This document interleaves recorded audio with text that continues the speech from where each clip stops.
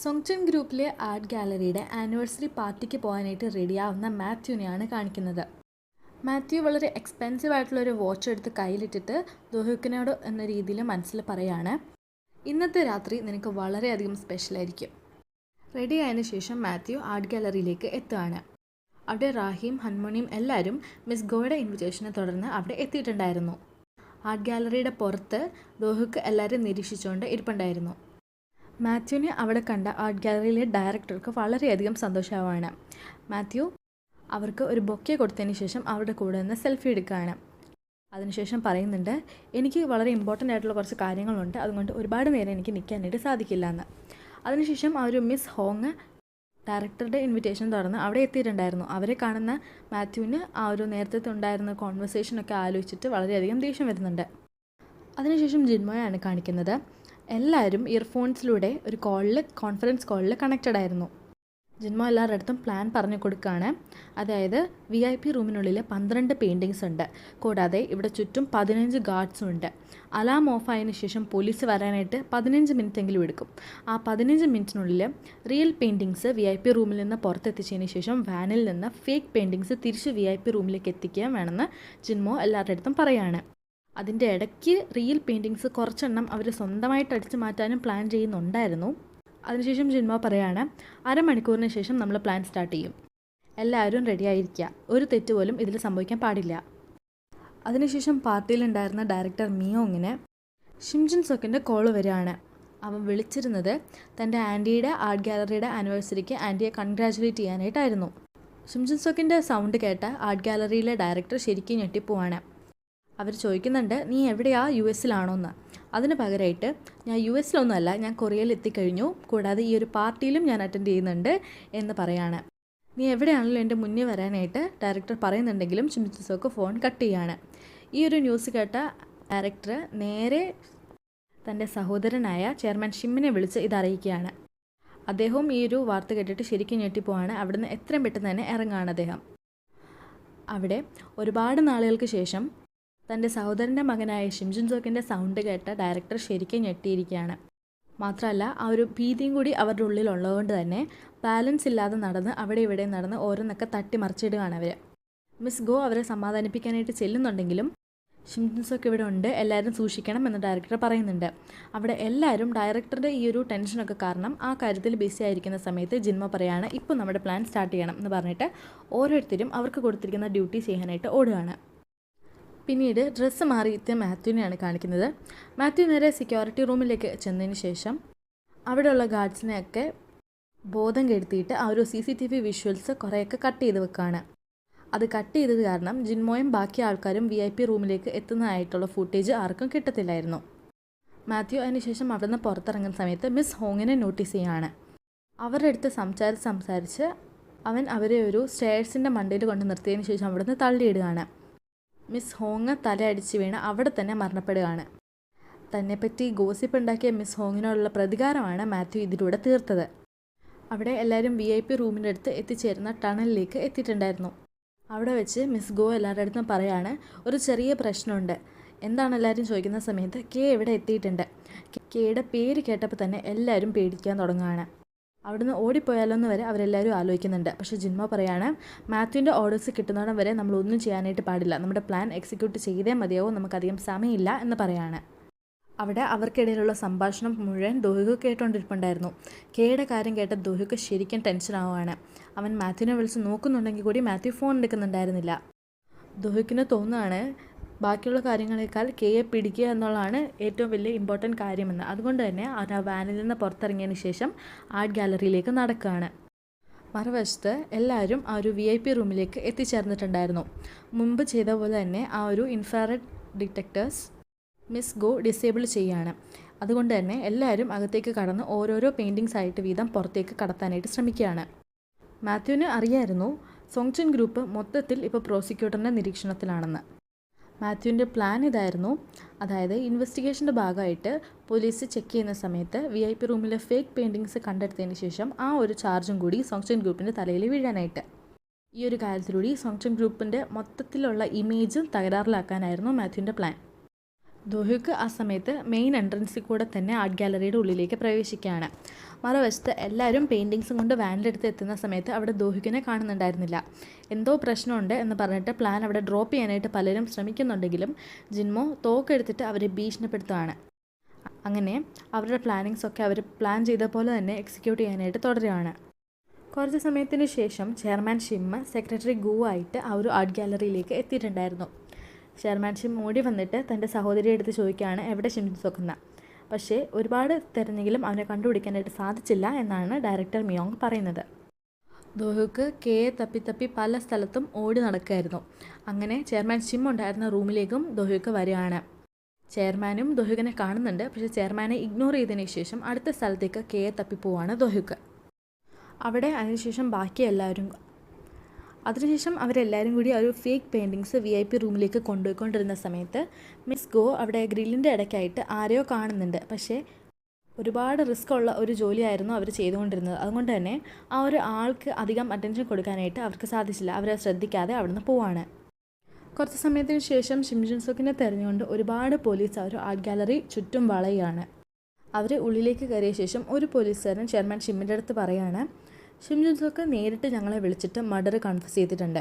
കൂടാതെ അവൻ വിളിച്ച ആ ഒരു റെക്കോർഡിങ്ങും കൂടി ചെയർമാൻ ഷിമ്മിന് അദ്ദേഹം കാണിച്ചു കൊടുക്കുകയാണ്. ആ ഒരു റെക്കോർഡിങ്ങിൽ വേറൊരു കാര്യം കൂടി അവൻ പറയുന്നുണ്ട്. അതായത് ഞാനൊരു പ്ലേറ്റ് ഷർട്ടും ബ്ലാക്ക് ക്യാപ്പുമാണ് ഇട്ടിരിക്കുന്നത്, എന്നെ പറ്റുമെങ്കിൽ കണ്ടുപിടിക്കുക എന്നും കൂടി പറഞ്ഞിട്ടുണ്ട്. അങ്ങനെ അവനെ കണ്ടുപിടിക്കാനായിട്ട് മാത്രം അവരെല്ലാവരും ആ ഒരു ആർട്ട് ഗാലറിയിലെ എല്ലാ ഡോർസും പോലീസ് അടച്ചുപൂട്ടാണ്. ആരും തന്നെ അവിടുന്ന് പുറത്ത് പോകാണ്ട് ഇരിക്കാനായിട്ട്. ഫേക്ക് പെയിൻറ്റിങ്സ് വെക്കാനായിട്ട് തിരിച്ച് VIP റൂമിലേക്ക് എത്തിയ എല്ലാവരും ഞെട്ടിപ്പോവാണ്. കാരണം ആ ഒരു റൂമിനുള്ളിൽ മിസ് ഹോങ്ങിൻ്റെ ഡെഡ് ബോഡി അവർ കാണുകയാണ്. അത് ഡിസ്പ്ലേക്ക് വെച്ചിരിക്കുന്ന മാതിരിയായിരുന്നു സെറ്റ് ചെയ്ത് വെച്ചിരുന്നത്. അത് കണ്ടിട്ട് എല്ലാവരും പെയിൻറ്റിങ്സ് അവിടെ ഇട്ടതിന് ശേഷം പുറത്തേക്ക് ഓടുകയാണ്. അവിടുന്ന് പുറത്തേക്കുള്ള ഡോറും കൂടി അടഞ്ഞു കിടക്കുകയായിരുന്നു. അതും കൂടി കണ്ടിട്ട് അവർ ശരിക്കും ടെൻസ്ഡ് ആവുകയാണ്. ആ ഒരു മർഡർ കേസും കൂടി അവരുടെ തലയിലാവുമോ എന്നോർത്തിട്ട്. അവിടുന്ന് ദോഹ്യുക്കിനെ ഹെൽപ്പിനായിട്ട് വിളിക്കാനായിട്ട് അവർ ശ്രമിക്കുന്നുണ്ട്. ആ സമയത്ത് മിസ് ഗോ നേരത്തെ ഒരാളെ കണ്ട കാര്യം ഓർത്തിട്ട് അവരുടെ അടുത്ത് പറയുകയാണ്.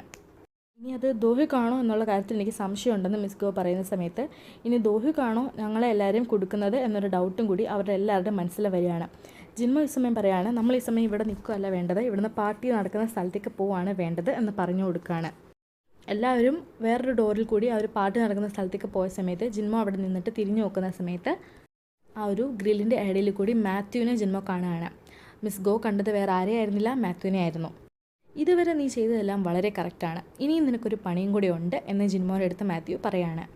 സത്യത്തിൽ ഈ ഒരു ട്രാപ്പ് മൊത്തം മാത്യു ഒരുക്കിയത് ദോഹ്യുക്കിന് വേണ്ടിയിട്ടായിരുന്നു. കെയെ അന്വേഷിച്ച് ദോഹ്യുക്ക് ഒരു വാഷ്റൂമിലേക്ക് എത്തുകയാണ്. ആ ഒരു വാഷ്റൂമിൽ വെച്ചിട്ട് ഒരു വാച്ച് ദോഹ്യുക്കിന് കിട്ടുകയാണ്. അത് കണ്ടതിന് ശേഷം എന്തോ ആലോചിച്ചിട്ട് ദോഹ്യുക്ക് അതെടുത്ത് പോക്കറ്റിലേക്ക് ഇടുകയാണ്.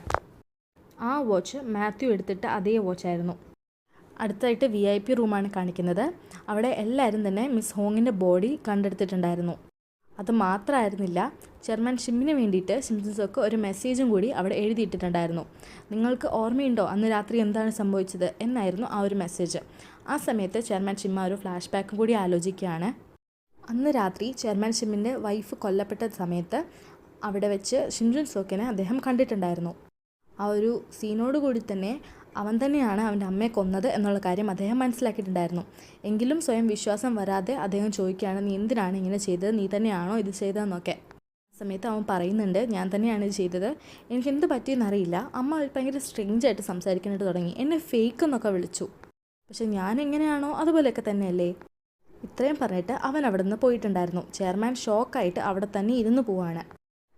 അതിനുശേഷം പ്രസൻറ്റിൽ ചെയർമാൻ ഒരു കാര്യം കൂടി നോട്ടീസ് ചെയ്യാണ്. അതായത് മിസ് ഹോങ്ങിൻ്റെ ആ ഒരു മരിച്ചു കിടക്കുന്ന സീൻ അദ്ദേഹത്തിൻ്റെ ഭാര്യ മരിച്ചു കിടന്നിരുന്ന സീനുമായിട്ട് വളരെയധികം സിമിലർ ആണെന്നുള്ള കാര്യം.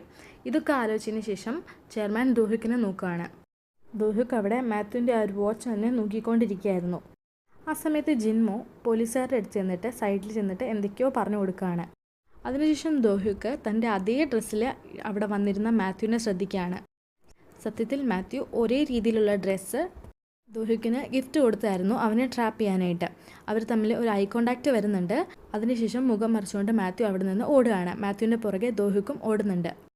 ജിൻമോ ആ സമയത്ത് ദോഹ്യുക്കിനെ പിടിച്ചു നിർത്തുകയാണ്. കൂടാതെ പോലീസും എല്ലാവരും അവിടെ തന്നെ ഉണ്ട്. അവിടെ ഉണ്ടായിരുന്ന പോലീസുകാർ ദോഹ്യുക്കിനെ അറസ്റ്റ് ചെയ്യാനായിട്ട് ശ്രമിക്കുകയാണ്.